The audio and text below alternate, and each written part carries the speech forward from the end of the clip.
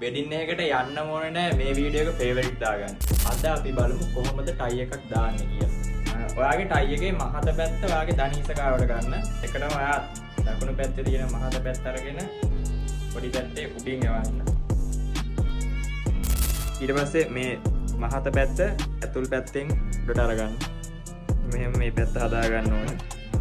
ඊට පස්සේ මේක යටින් අරගෙන එහෙම ආයි ඇතුල් පැත්තෙන් දාන්න. මෙන්න මේ විදිහට ආයි මාත්‍යක්. ඊට පස්සේ ඔයාලගේ මේ මහත පැත්ත මෙහෙම උඩින් අරගන්න. අරගෙන ආයි මේ යට පැත්තෙන් අරගෙන දින් දාන්න. ඊට පස්සේ ඔයාලට මෙතන මෙහෙම පොඩ්ඩක් ඉස්සරහට ඇතුලේ මෙතන සිදුර හදාගන්න.